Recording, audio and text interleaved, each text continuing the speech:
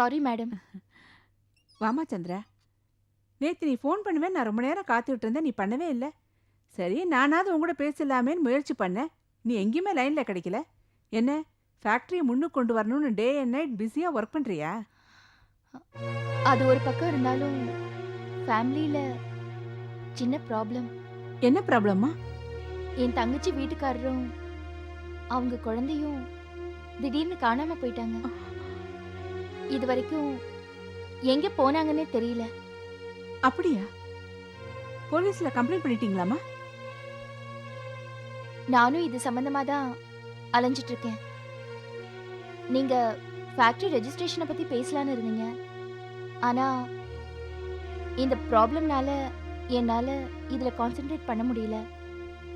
Police ஸ்டேஷனுக்கு வீட்டுக்கு அலையறதுக்கே நேரம் சரியா இருக்கு. இந்த பிரச்சனை எல்லாம் முடிஞ்ச உடனே நானே ஒரு நாள் உங்களை ஃபேக்டரிக்கு கூப்பிட்டு இத பத்திலாம் பேசலாம்னு நினைச்சிட்டு இருந்தேன். No problem Chandra. முதல்ல உன் தங்கச்சியை பத்தின பிரச்சனை சால்வ் பண்ணு. அதுக்கப்புறம் நாம ஃபேக்டரியை பத்தி பேசிக்கலாம். மைண்ட்ல இந்த மாதிரி டென்ஷன் இருக்கிறப்போ நீ பிசினஸ்ல கான்சென்ட்ரேட் பண்றதுக்கு ரொம்ப கஷ்டமா தான் இருக்கும். இந்த பிரச்சனையெல்லாம் தீரட்டும், அப்புறம் பேசிக்கலாம். Thank you madam. அப்புறம் அன்னைக்கு உங்க சன்னின்லா அந்த மாதிரி பேசினது தான் எனக்கு கொஞ்சம் கஷ்டமாயிடுச்சு. அவரு ஏதாவது சொன்னாரா? ஃபேக்டரியை உனக்கு தான் கொடுக்கணுங்கிற முடிவில் நான் ரொம்ப ஸ்ட்ராங்கா இருக்கேன். நீ எதை பத்தியும் கவலைப்படாத. உன்னோட ஒர்க்ல கான்சென்ட்ரேட் பண்ணு. என்ன, நான் அப்புறமா ரிலாக்ஸ்டா பேசுறேன். நான் கிளம்புறேம்மா, நேரம் ஆச்சு. ஓகே மேடம், வாம்மா. வரேன்.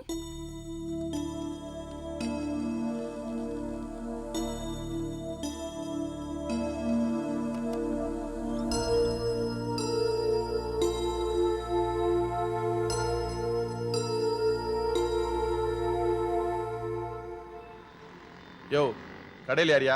இங்கே வாயா. சார், நேற்று 8:30 மணிக்கு கை குழந்தையோட ஒருத்தர் வந்து ஃபோன் பண்ணாரா? ஆமாம் சார், வந்து ஃபோன் பண்ணார். அவர் எப்படி ஆள் பார்க்கறதுக்கு சிவப்பாக இருந்தாரா? ஆமாம், சிவப்பாக இருந்தார். காரில் வந்தாரா? ஆமாம் சார். யோ, இங்கே வாயா. உன் பேர் என்னையா? பிராண்டா சார். உன் பேர் என்ன? சுந்தரம் சார். சுந்தரமா? ஆமாம் சார்.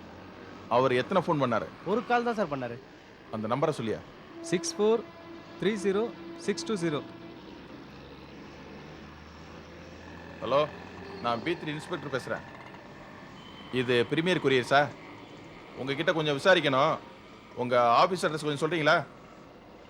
சொல்லுங்கள். யோ, நோட் பண்ணிக்கியா? நம்பர் 27 பிள்ளையார் கோவில் தெரு, செகண்ட் ஸ்ட்ரீட்டா? ஓகே,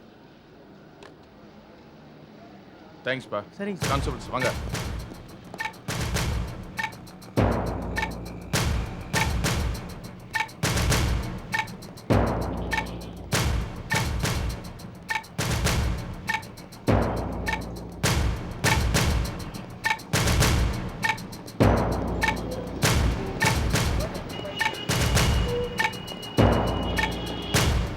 யோ, இங்க வாயா.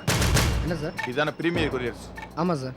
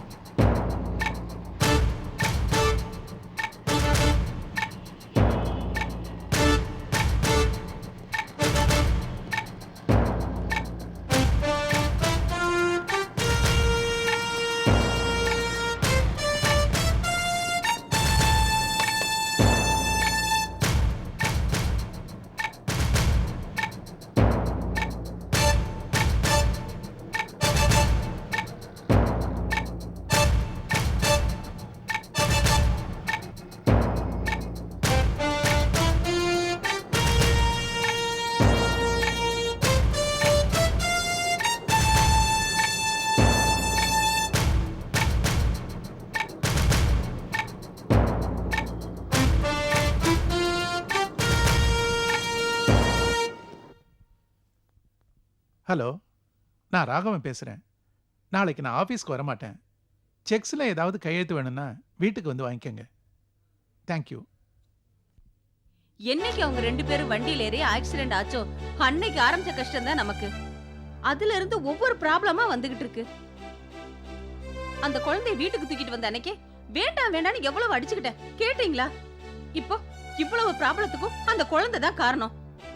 எனக்கு அப்பவே தெரியுங்க, இந்த குழந்தைனால பின்னாடி பெரிய பிரச்சனை வரப்போகுதுன்னு எனக்கு அப்பவே தெரியும். அதே மாதிரி நடந்துருச்சு. என் பேச்சு யாரு கேட்டீங்க? வித்யா, உங்களே சேர்த்து தான் சொல்றேன். உங்க இஷ்டத்துக்கு எல்லாம் பண்ணுனீங்க. திடீர்னு கிடைச்ச புள்ள என் புள்ளைய சேர்த்து எடுத்துட்டு போயிட்டா. போதும் வித்யா, சும்மா பேசிட்டே இருக்காது. பாவம் பவித்ரா ஏற்கனவே வருத்தத்தில் இருக்கா.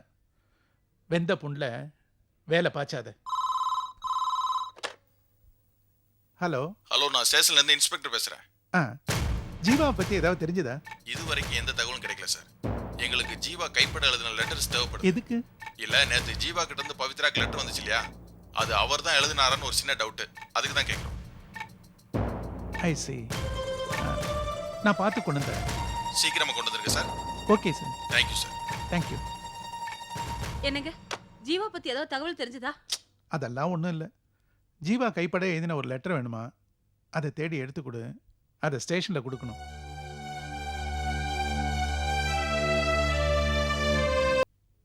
என்னங்க, என் மனசே சரியில்லைங்க. இதை பாருமா, இன்ஸ்பெக்டர்கிட்ட நான் பேசியிருக்கேன். அவர் விசாரிச்சு சொல்றேன்னு இருக்காரு. ஜீவா கட்டாயம் வந்துருவான், கவலைப்படாத. சந்திரா, என்னமாச்சு? ஜீவாவை பத்தி ஏதாவது தெரிஞ்சதா? இல்ல அங்கிள். இன்ஸ்பெக்டர் ஏதாவது சொன்னாரா? அது என்னம்மா அது? பவி, நீயாவது சொல்லுமா. அங்கிள், லெட்டர்ல இருக்கிற கையெழுத்து ஜீவாவோட கையெழுத்தோட மேட்ச் ஆயிடுச்சு. சந்தோஷமான விஷயம் தானே, அதுக்கே இப்படி இருக்கீங்க? அந்த லெட்டர் மட்டும் இல்ல, 3 லெட்டர்ல இருக்கிற கையெழுத்துமே ஜீவாவோட கையெழுத்தோட மேட்ச் ஆகுதுன்னு இன்ஸ்பெக்டர் கன்ஃபார்ம்டா சொல்லிட்டாரு. அப்போ என்ன சொல்ற? எல்லாமே ஜீவா எழுதுனது தானா? அவன் தான் இவ்வளவு ப்ராப்ளத்துக்கும் காரணம்னு சொல்றியா? உனக்கு எவ்வளவு தைரியம் இருந்தா ஏன் புள்ள மேலே நீ சந்தேகப்படுவ? ஏன் புள்ள மொட்டை கடுதாசி எழுதுனானா? அந்த தப்பெல்லாம் அவன் ஒரு நாள் செய்ய மாட்டான். அவன் பண்ண ஒரே தப்பு உன்னை கல்யாணம் பண்ணிக்கிட்டதுதான். வித்யா, என்ன பேசுற நீ? இப்ப என்ன சொன்ன? இன்ஸ்பெக்டர் அந்த 3 லெட்டர்லயும் இருக்கிறது ஒரே கையெழுத்து தான் கன்ஃபார்ம் பண்ணான்னு சொன்னா. 1000 பேர் 1000 சொல்லாங்க. இவ புருஷன் மேல இவளுக்கு நம்பிக்கை வரணும் இல்லையா? என்ன சொல்றீங்க? என் புருஷன் மேல எனக்கு நம்பிக்கை இல்லைன்னு நான் இப்ப சொன்னேன். உனக்கு நம்பிக்கை இருந்திருந்தா இந்த மாதிரி எல்லாம் நீ பேச மாட்ட. என் புள்ள மேல சந்தேகப்பட்ட நீ இந்த வீட்லயே இருக்க கூடாது. வித்யா, ஆண்டி,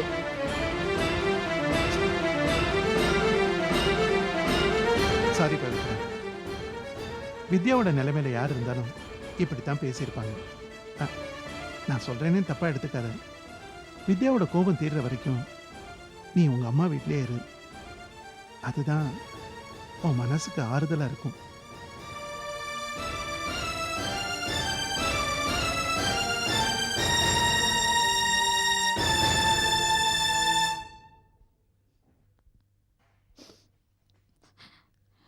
இதை பாரு ஜானகி, நான் சொல்கிறத கேளு. சந்திரா சொன்னதெல்லாம் நல்லா ஞாபகத்தில் வச்சுக்க. இன்னும் கொஞ்சம் நேரத்தில் பவித்ரா இங்கே வந்துட போகிறா. அவள் வர்ற நேரத்தில் அழுது ஆர்ப்பாட்டம் பண்ணி கலாட்டா எதுவும் பண்ணிடாத. அவள் ஏற்கனவே மனசொடிஞ்சு போய் மன நிம்மதிக்காகத்தான் இங்கே வர்றா. அவளுக்கு நாம் ஆறுதல் சொல்லனாலும் அவள் துக்கத்தை இன்னும் அதிகப்படுத்தாமையாவது இருக்கலாம் இல்லையா?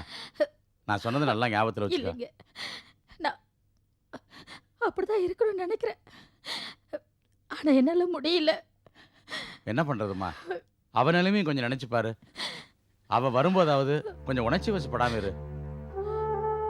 பவி, பவி, பவி.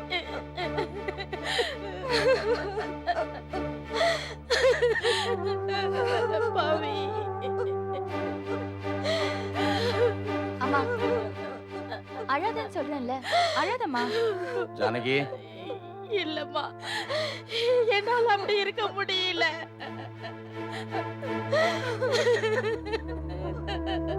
கல்லு மாதிரிதான் இருக்கணும்னு நினைச்சேன். அடைவா அம்மானு கூப்பிட்ட உடனே என் வயிறெல்லாம் கலங்கி போச்சு. எதுவுமே நடக்காத மாதிரிதான் நினைக்கணும்னு நினைச்சேன். ஆனா நடந்ததெல்லாம் நினைச்சு பார்க்காம இருக்க முடியல. இதை பாரு ஜானகி, நான் தான் முதல்லயே சொன்னேன்ல, அழாதம்மா. நீ நினைக்கிற மாதிரிலாம் எதுவும் நடக்காது. பகவான் எல்லாத்தையும் இருந்து பார்த்துக்குவான். முடியல அழக்கூடாதும்மா. என்னால முடியல. எப்படிம்மா எப்படி இதெல்லாம் நடந்தது? எப்படி பவி எப்படி இதெல்லாம் நடந்தது சொல்லு. என்ன ஆச்சுன்னு சொல்லு பவி.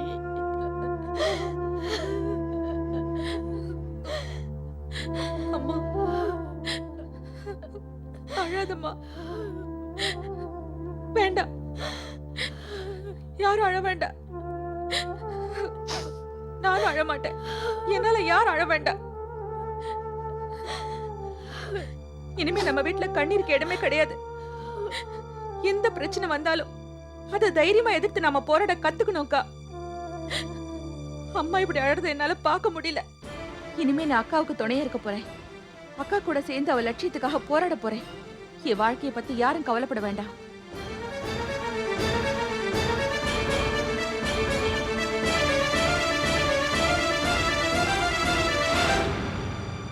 மினிஸ்டர் வீட்டு சம்பந்தம் கேக்குதோ? பாக்குறேன் இந்த கல்யாணம் எப்படி நடக்குதுன்னு.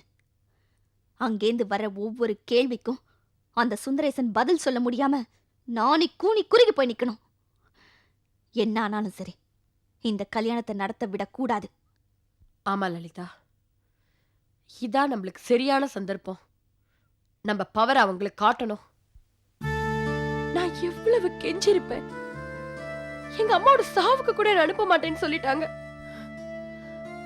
இப்போ என் பையன் கல்யாணத்துக்கு இருன்னு என்கிட்ட அவங்க கெஞ்சணும். கவலையை விடுங்கக்கா, நீங்க நினைச்சது கண்டிப்பா நிறைவேறும். கரெக்டா கல்யாணத்துக்கு முந்தின நாள் சொல்லி வச்ச மாதிரி 3 பேரும் ஒரே நேரத்துல அந்த வீட்டை விட்டு கிளம்பிடணும். அப்போ நான் அந்த வீட்டுக்கு அட்வான்ஸ் கொடுத்துட வேண்டியதானே? இந்த முடிவுல எந்த மாற்றமும் இல்ல லலிதா. நீ தைரியமா அந்த வீட்டுக்கு அட்வான்ஸ் கொடுத்துடலாம். இது வேற ஏதாவது பிரச்சனையில கொண்டு போய் விட்டுருமோன்னு எனக்கு பயமா இருக்கு. இன்னும் எத்தனை காலத்துக்கு தான் நீ இப்படி பயந்துட்டே இருக்க போற லக்ஷ்மி? உன் மதிப்பு அவங்களுக்கு எப்பதான் தெரியறது? நீ அந்த வீட்டுல பட்ட அவமானங்கள், அவஸ்தைகள் எல்லாத்தையும் மறந்துட்டியா? அவ்வளவு ஏன், உன் குழந்தையோட சாவுக்கே காரணம் அவங்கதாங்கிறதையும் மறந்துட்டியா? இங்க பாரு, எங்க 2 பேரையும் மீறி கண்டிப்பா உனக்கு எதுவும் ஆயிடாது. அதுக்கு நாங்க கேரண்டி.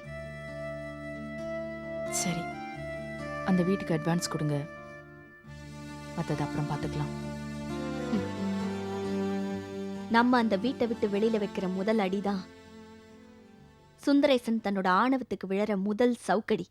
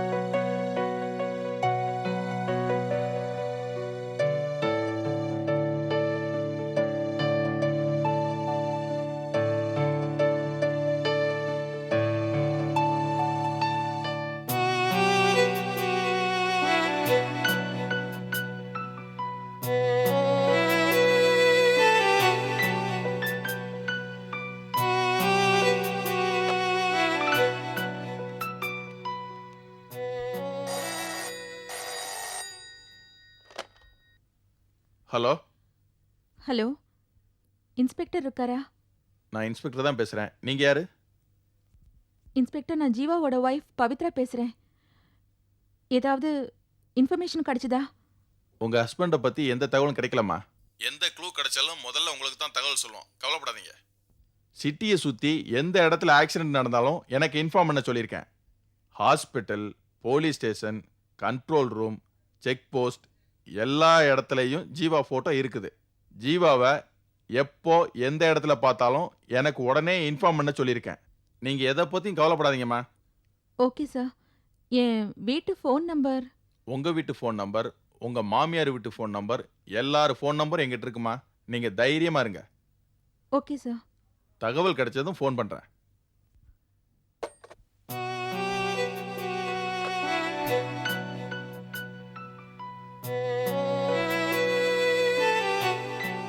பவித்ரா, என்னடா, என்னாச்சு? ஏன் இப்படி வருத்தமா இருக்க? ஒன்றும் இல்லை. நானும் அழக்கூடாதுன்னு எவ்வளவோ தைரியமா இருக்கேன். அந்த குழந்தை ஞாபகமும் ஜீவா ஞாபகமும் என்ன கோழையாக்கிடுது. எங்க அவங்கள பார்க்காமலே போயிடுவேணும்னு பயமா இருக்கு.